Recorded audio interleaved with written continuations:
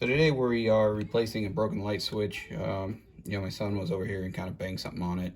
Broke the light switch, so we're gonna go ahead and replace that. First thing we're gonna do is go shut off the breakers so that we don't get any electricity to the switch. So before we take that switch apart to replace it, we want to turn off the breaker to the room.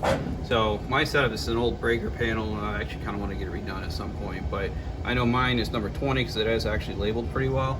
So to trip the breaker, let's go to our number 20 and we'll just pop that over. And now the electricity is off and we can safely repair that switch without getting any electrical shock. All right, with the electricity off now, first we're going to remove the plate, which we knew just a flathead screwdriver. Very simple to do.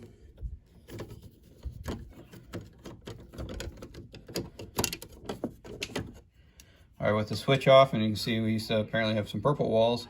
Next thing we're gonna do is take off these two screws that are down here, and this will take out this whole switch. Now, before we take that switch off, we do want to just make sure that there's no electricity going to it. So what I usually do is use this electrical tester. It just lights up if there's power, and it doesn't light up if there's not. So on a switch, you can kind of look in there. You can see those screws and stuff are in there. And so if you put it on a screw, one of those screws, and you put it onto like this screw to ground it, that will light up. Now I already tested it. Mine's off, so now we can just take the switch off. So to take the switch off, you can use a screwdriver or drill, and you just put it in there. Back that all the way out. Same thing with this one. We're gonna back this all the way out. And then we can pull the switch out. Just grab top and bottom, just pull it out. And next we'll disconnect the wires. So this switch is actually pretty easy. All we have to do is loosen these screws here.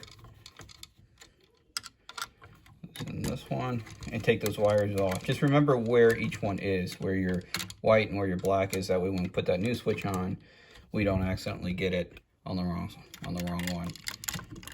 Now sometimes you need some needle nose pliers, which I'm going to use to get them the rest of the way off. But you can bend those wires just a little bit. It's kind of hard with one hand. So I'm going to get those wires off, and then we'll wire the new one. Now, so there are some switches that also you can push in on the back. And you take that piece, you push it in, and when those come across those, you have to cut the wire and re-strip it. So my new switch is a little bit different. As you can see, it's got a screw here and here. The other one had up and bottom. And this one, what they recommend is that you take a straight wire and you stick it in this hole, and when you tighten the screw, it'll clamp it down. And then there's even like a little wire gauge, like that's how long your wire should be. So on these, what I'm going to do is just straighten them out, and it'll be a lot easier. I don't need to re-strip it then. Now, if I needed to re-strip it, I usually use this little tool here. You can see it has the different numbers on there for the gauges, whether you're 20 gauge or 15 gauge. You just kind of put it out there and try it out.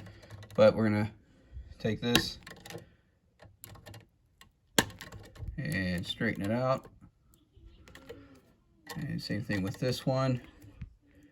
Kind of give it a rotate.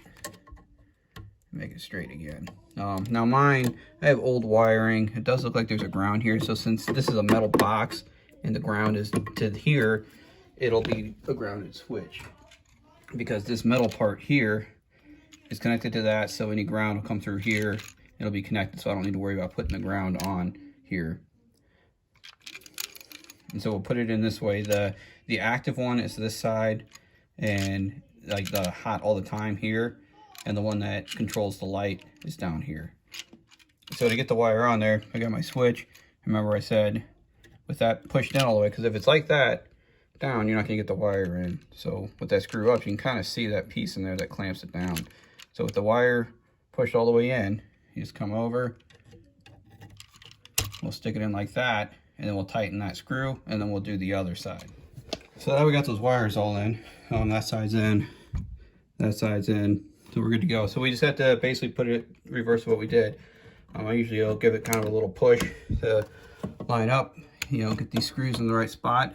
And I'm going to grab the drill and we'll tighten that those down so that the switch is fully attached to that wall again. All right, now our switch is screwed back into the junction box there, and so we just put this back on. Basically, just set it in place. You can see the holes line up.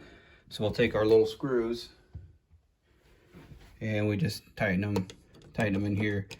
You know, flathead screwdriver. You know, do both of them, and then we'll turn the electricity on and give it a test. All right, so now I got the screws in place. Everything's lined up. I need to do a better job painting next time, apparently. But I don't think I painted this room. I think somebody else did. So that's how you replace that switch. I'm gonna go turn the power on, and we'll make sure that this thing is working. All right, I went down to the basement, turned the power on. So now we'll flip the switch, and we have light. So that is how you change the switch. It's pretty simple. A couple screwdrivers and some pliers, and just make sure that power is off, and you're good to go. If you would hit subscribe, I'd appreciate it, or leave any comments if you have any suggestions for different ways of doing things. Thanks.